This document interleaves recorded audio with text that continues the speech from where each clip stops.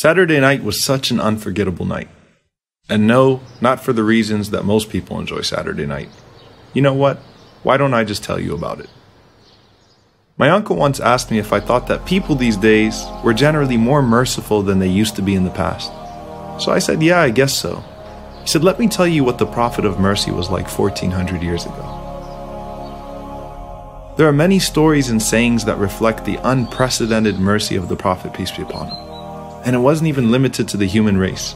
A woman will enter hellfire, he said, because she imprisoned a cat without feeding it or even allowing it to fetch its own food, which eventually resulted in its death. Whereas another woman will go to paradise because she used her shoe to fetch water from a well for a thirsty dog.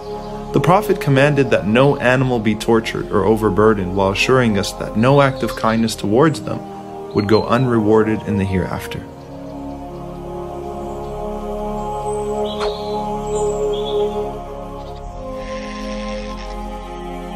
If even animals are to be shown this mercy, then what about humanity? So I asked him, what are you doing Saturday night? The Prophet's mercy was boundless, and no soul felt neglected by it. He especially showed love to the orphans who were deprived of the mercy of a parent, because he knew exactly what that felt like. Even on the day of Eid, when he saw a lonely orphan, he didn't hesitate to say, how would you like that Mohammed be your father, Aisha your mother, and Fatima your sister? As for us, I and the guardian of the orphan are like these two fingers in paradise.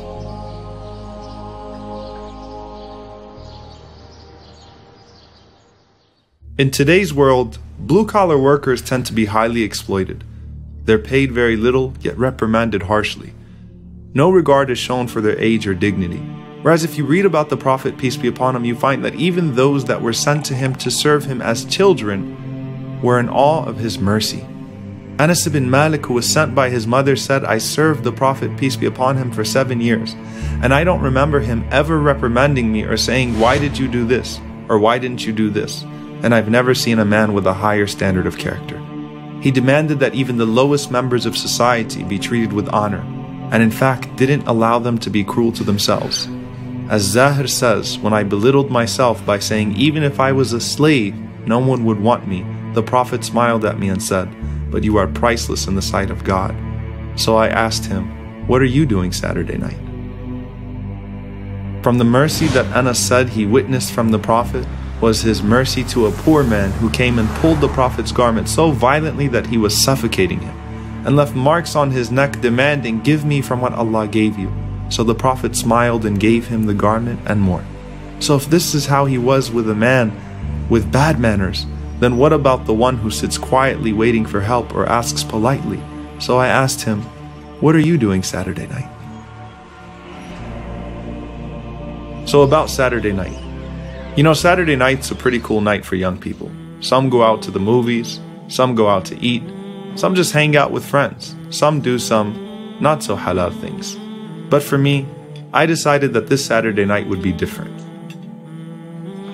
My neighbor called me and told me that he was going out to eat with some friends from work, and it would be great if I could join, but I respectfully declined, saying I already made plans.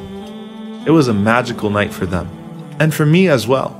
We talked about our families, told jokes to each other, talked a little sports, and just had a blast. I actually really enjoyed dinner, and the company even more, and was reminded of the Prophet's words when he said, the worst food is the food served at a gathering to which the rich are invited, whereas the poor are left out.